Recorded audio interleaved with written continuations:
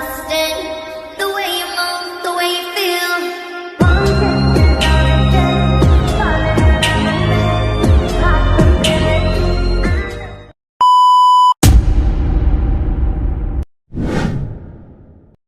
Ngayong araw nga guys ay papunta kami ngayon sa Magallanes, Sorsogon. Kasama ko nga pala ang 4 yan na babae. Yang 3 ay mga kaibigan ko at yang isa ay kumare namin. Yan, siya nga yung nakasombrero. Nagbas nga lang kami galing Kumadkad papunta dito sa Sorsogon Terminal. At pagdating namin dito ay nagantay-antay lang kami ng saglit, mga 3 araw at kalahati. Tapos maya-maya lang ay nandito na ulit kami sa loob, pero sa maliit na nabas. Hinanapan nga kami ni kuya ng passport para daw kami makadiscount. Pero sa kasamaang palad, school ID yung nadala namin. Nasa cellphone nga lang. Mabuti na lang at tinanggap ni kuya. Kaya tara, biyahe tayo. Samahan niyo kami.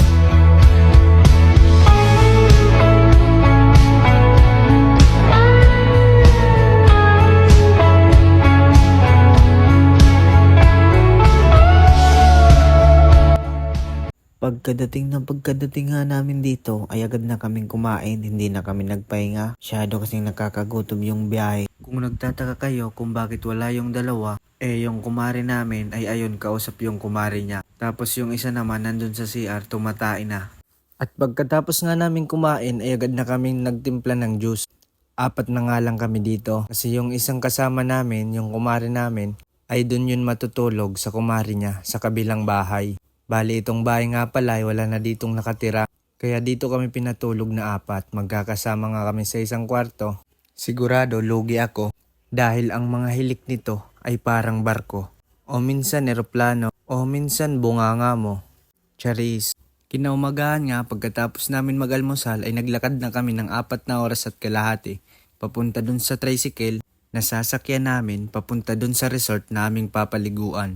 Halatang pagod na yung nasa unahan ko. Ikaw ba naman maglakad ka ng 4 at kalahating oras? Maya't maya pa ay naandito na kami sa paradahan. Naganap na nga muna kami ng mga poging driver at maya't maya pa ay andito na kami. Bumabiyahe na kami at binabagtas namin yung kalsada papunta dun sa resort. At matapos nga ang 3 araw na biyahe ay naandito na kami sa aming papaliguan sa Bacalon Resort. At ang Tagalog nitong resort ay Bilihin Resort. Maya-maya nga ay huminto na kami dahil magbabayad na kami. Ayan nga pala si best friend, binigay ko yung wallet sa kanya. Ang usapan nga namin ng driver ay babalikan niya lang kami pagkatapos namin maligo. Diyan nga ay nagkaalot-kaalot pa ng buo ni si Bishi. Nagkaalot ng buo ni? At diyan nga ay nilabas nilang kanilang mga pambayad at maya't maya pa ay nakapasok na rin kami dito sa resort. At kung meron ngang Wakanda Forever ay meron din Bacalon Forever Spring. Ito nga pala ang itsura ng swimming pool nila. Pero mas pinili namin na dito maligo. Dahil sobrang umaagos ang tubig, napakalinaw at medyo malalim. Kaya kahit madami ang naliligo, kahit umihi dito ng madami, ay naaanod lang din.